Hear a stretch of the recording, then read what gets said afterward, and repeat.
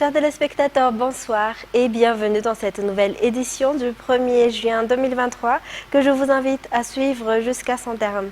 À la une de l'actualité, la ligne ferroviaire Tsaradie reliant Muramang à Tuamasin a été ouverte ce jour après 4 ans de suspension.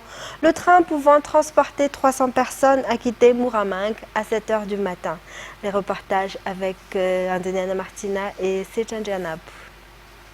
Grâce à la réouverture de la ligne ferroviaire Tsaradie reliant Muramang à Tuamasin, 22 communes seront désenclavées. En effet, ces communes sont inaccessibles en voiture. Le ministre des Transports, Valérie Ramoudzavelou, était sur place pour prendre le train qui a quitté Muramang à 7 h ce jour. Selon lui, la réouverture de cette ligne ferroviaire prouve la concrétisation de la politique générale de l'État concernant la décentralisation et le développement de chaque district. À titre de rappel, cette zone a été suspendue depuis 4 ans. D'autre part, le ministère est actuellement à la recherche de nouveaux partenariats concernant la réouverture de la ligne ferroviaire MLA reliant Muramang au Lac-à-Lauch. Dans un tout autre sujet, la Jirama, à travers un bon de trésor spécial émanant du gouvernement, procède actuellement au paiement de ses arriérés à l'entreprise Tosi Green, selon le rapport du Conseil des ministres hier. Faisant suite à la volonté de l'État de fabriquer une pièce d'or de 50 arrières, il a été dévoilé que c'est la Turquie qui se chargera de sa fabrication. Les détails avec Saï Sylvain. Le Conseil des ministres tenu hier a approuvé le paiement par la Jirama de ses arriérés à l'entreprise Tosi Green grâce à un bon de trésor spécial émanant de la caisse de l'État. Les engagements de la Jirama envers l'État, par contre, seront mentionnés dans ce bon de trésor. En ce qui concerne l'emploi, 3 articles approuvant la coopération avec l'OIT ont été approuvés par le Conseil des ministres. Et concernant la décision de la Banque centrale d'éditer des pièces d'or de 50 arrières, lancée grâce à ce rendez-vous hebdomadaire des membres du gouvernement, que leur fabrication se fera en Turquie. L'exportation de l'or suivra le régime d'exportation pour perfectionnement passif.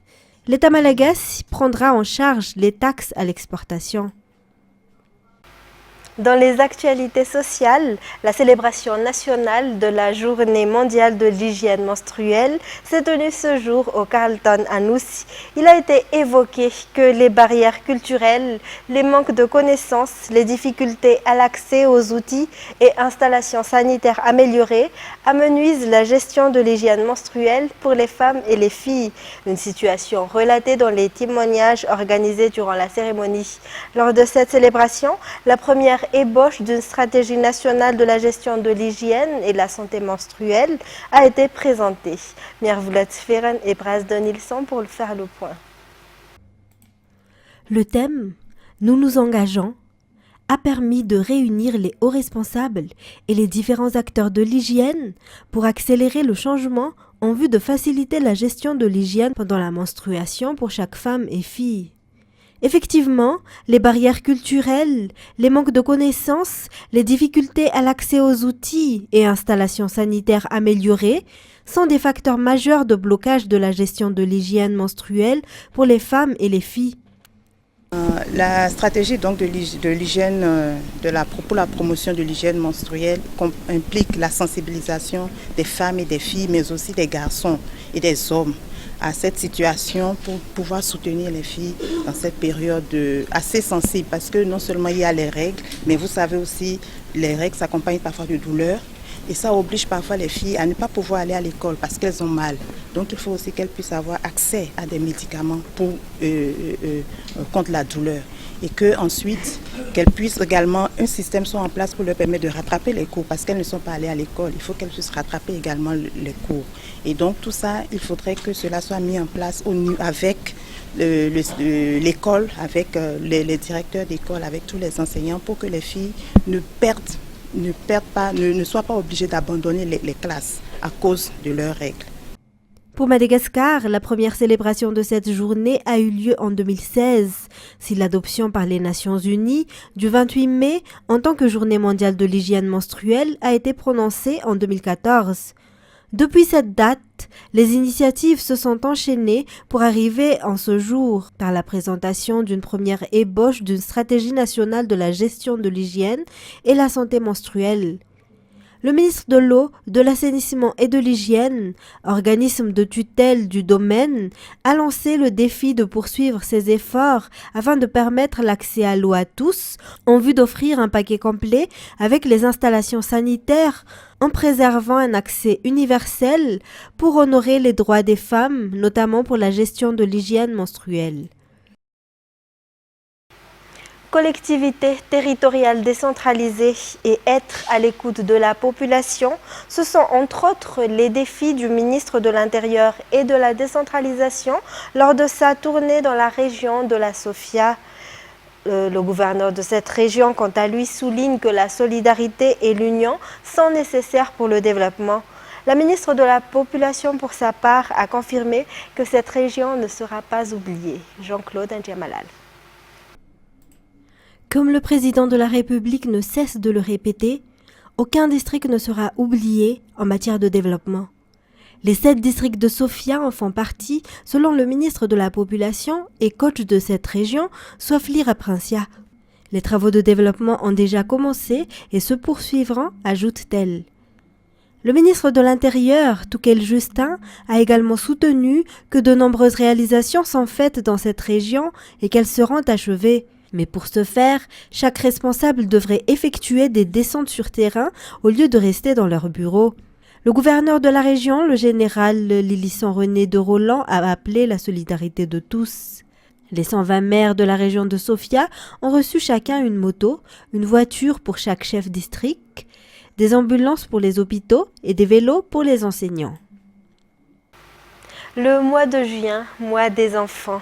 Durant tout ce mois, nous serons informés des droits des enfants, a déclaré la ministre de la Population, de la Protection sociale et de la Promotion de la femme, Soifli Raprincia. Aujourd'hui est la garantie d'un avenir radieux pour les enfants. Tel est le thème de la célébration du mois des enfants cette année 2023. Dans un tout autre sujet, plus de 11 500 dossiers seront traités par la chancellerie lors de cette session ordinaire qui débute ce jour. Selon les consignes du président de la République, grand maître de l'ordre, grand croix de première classe de l'ordre, transmis par le SGP, les médailles et les distinctions honorifiques devraient être octroyées aux plus méritants. Détails sur les images de Nzar Njiansou. La première session ordinaire des chanceliers se tient à partir de ce jour jusqu'au 20 juin à Krawatch. Pour cette session, plusieurs dossiers de demande de distinction honorifique seront traités par la chancellerie. Vous voyez souvent à la télévision des cérémonies de remise de médailles à tel ou tel récipiendaire méritant. Oui, il y a des cas dont la nature ne passe pas par les grandes chancelleries. C'est le pouvoir discrétionnaire du président de la République de Madagascar, qui est le grand maître de l'ordre, de donner tel grade ou tel autre à qui il veut. Tandis que pour nous, en tant que grande chancellerie, nous examinons le bien fondé des milliers de dossiers provenant des institutions. Des institutions telles que la Haute Cour constitutionnelle, les ministères, l'Assemblée nationale, le Sénat. Différents services publics et privés venant de tous les coins de Madagascar. Le secrétaire général auprès de la présidence de la République, représentant le président de la République, grand maître de l'ordre, grand croix de première classe de l'ordre, a émis au chancelier les consignes du président de la République. Le message, c'est de suggérer de commencer donc la remise des médailles à partir du début de ce mois de juin 2022. Ça, c'est le premier point. Et que la remise et l'attribution des médailles ou toute distinction honorifique soit vraiment attribuée à toute personnalité qui le mérite et qui ont fait des actes ou des réalisations vraiment très exceptionnelles. Les dossiers de ces personnes jugées méritantes verront leur nom dans le journal officiel de la République de Madagascar. Elles achèteront avec leur propre argent les médailles et diplômes correspondant au grade qu'elles ont obtenus. À noter que la grande chancellerie est composée de 13 chanceliers et qu'une place est encore vacante après le décès d'Emmanuel Rakoudvaïn.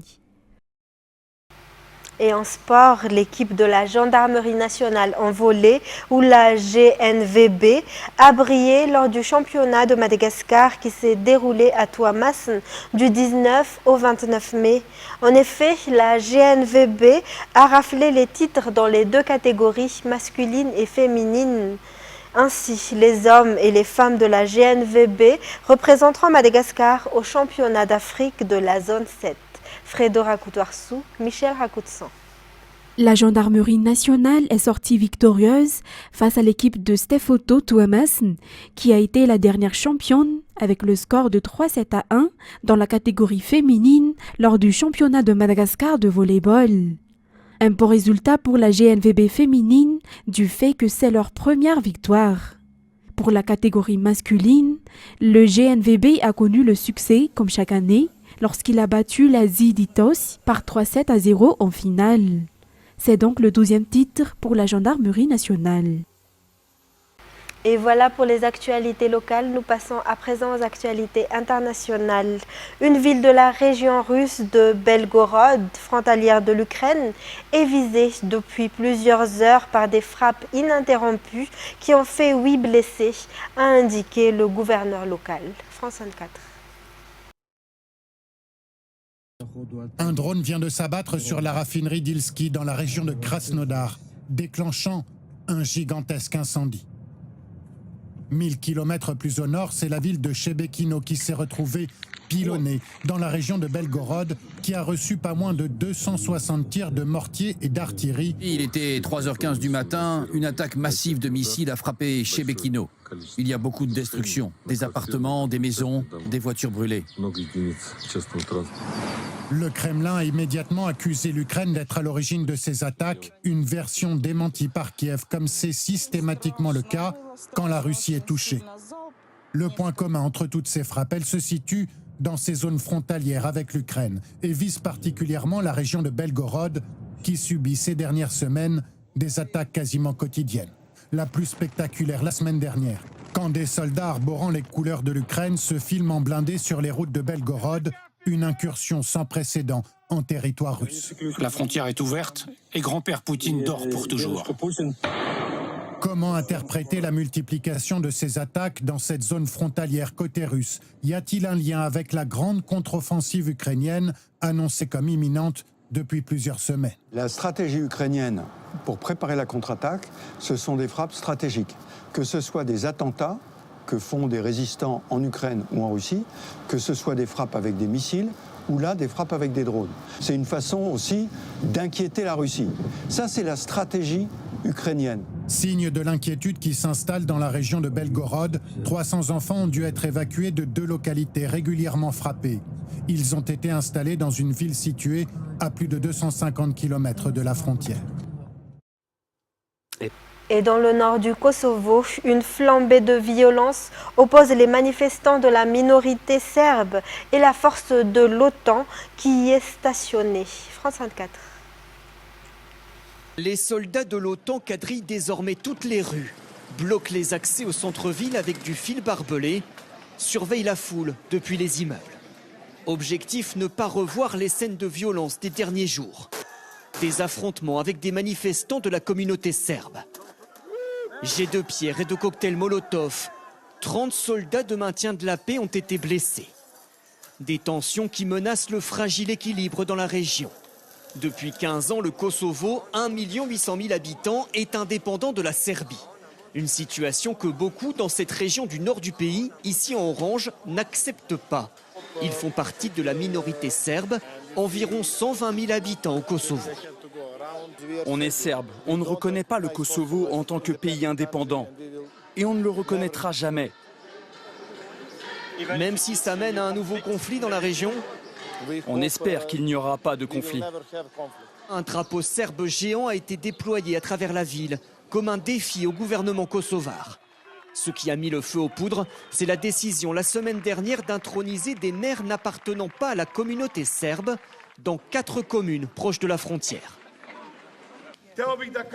On exige le retrait des forces spéciales de la police kosovare des villes du nord du Kosovo et que les faux maires ne viennent pas dans les bâtiments publics. Le gouvernement du Kosovo est également ouvertement critiqué par la France et les États-Unis qui le tiennent responsable de l'aggravation des tensions. L'OTAN appelle à une désescalade immédiate et dénonce des violences inacceptables. Il n'y a aucun signe de baisse de tension. Le Premier ministre du Kosovo répète qu'il ne cédera pas face à, je cite, des milices serbes fascistes. De son côté, le président serbe a placé son armée en état d'alerte maximale. Et pour terminer, l'Union européenne et les États-Unis ont annoncé un projet de code de conduite commun sur l'intelligence artificielle qui s'appliquerait de façon volontaire au secteur au moment où les grandes puissances planchent sur une régulation. France 24. Véritable progrès pour certains, danger pour d'autres, l'intelligence artificielle fascine autant qu'elle effraie. Récemment, les capacités rédactionnelles et la mobilisation de connaissances dont est capable le robot conversationnel ChatGPT ont fait le tour du monde, mais certains craignent des dérives. C'est le cas de l'Union européenne et des États-Unis. Main dans la main, ils se sont mis d'accord pour encadrer le secteur. Dans les prochaines semaines, nous présenterons un projet de code de conduite sur l'intelligence artificielle, en tenant compte, bien sûr, des commentaires de l'industrie, des commentaires des indépendants. Et bien sûr, nous inviterons nos collègues à s'inscrire à la rédaction, afin d'avoir très bientôt une proposition finale de code de conduite que l'industrie pourrait s'engager à respecter. L'Europe veut formuler rapidement un cadre juridique contraignant pour le secteur qui pourrait s'appliquer à partir de 2025. De leur côté, les États-Unis sont d'accord pour un code de conduite, mais n'envisagent rien de contraignant. Il faut dire qu'ils abritent les grandes entreprises qui développent l'intelligence artificielle, comme OpenAI, la maison mère de ChatGPT, dont l'actionnaire principal est Microsoft, ou encore Meta, Google et Amazon. Même si ces dernières voient pour l'instant d'un bon œil une potentielle réglementation, reste à savoir dans quelle mesure. Nous avons eu une discussion très intense et je pense aussi très productive sur l'intelligence artificielle aujourd'hui. Je pense que nous partageons la conviction que le Conseil du commerce et des technologies entre l'Union européenne et les États-Unis a un rôle important à jouer pour nous aider à établir des codes de conduite qui seraient ouverts à tous les pays qui le souhaitent. L'Union européenne et les États-Unis espèrent embarquer des alliés dans ce projet, comme le Royaume-Uni, le Canada, le Japon ou encore l'Inde. Quant à la Chine, elle envisagerait sa propre réglementation du secteur. Et c'est la fin de cette édition. Mesdames et messieurs, merci de l'avoir suivi. Toute l'équipe de la rédaction vous donne rendez-vous dès demain pour de nouvelles actualités. Au revoir et passez une excellente soirée sur Viva.